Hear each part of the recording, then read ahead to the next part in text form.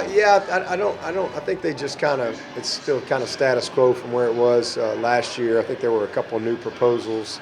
Uh, so no real big change from what it's been. I mean, it's still kind of the same deal as it was last year. But, I mean, uh, it is what it is. I think it's something there's no sense in worrying about it or complaining about it. Just try to do a good job with your team, and everybody's going to have some transfers along the way, but you just try to focus on the guys that you do have.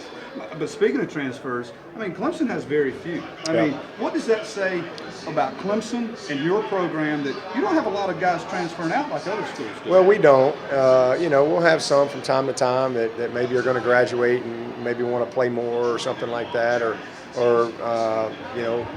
maybe it's just a better fit, from a depth chart standpoint. So you still have some of that, but we've been able to have great continuity, and I think that's a big part of the retention that we've had, and the type of kids that we recruit on the front end. They're guys that are coming in and they value what we have to offer. They value education. We just recruit high school kids.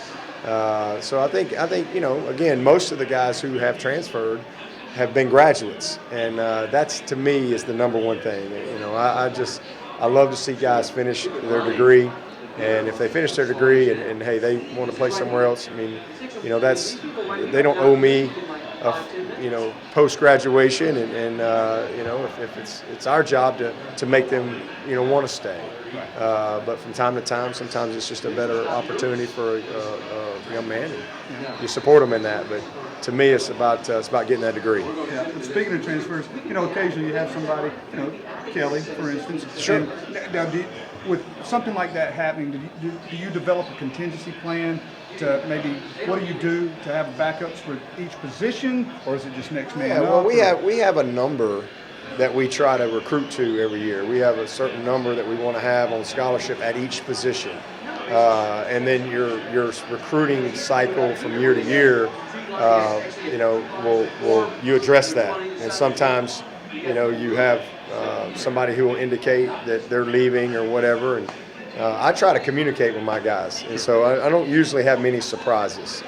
Usually when a guy's leaving, I pretty much we've talked about it, and I've had a chance to kind of prepare for it in the recruiting cycle. But occasionally you have a guy leave after recruiting, and so may open up a spot for the fall, but then you address it in your next recruiting class. But bottom line is you try to make sure you recruit to your number at each position. And for us, we try to have 5 running backs, 5 quarterbacks, 10 receivers, and we try to stay within at least one of those numbers. And some years you might be under one, some years you might be over one, but we try to stay to that number that we want at each position.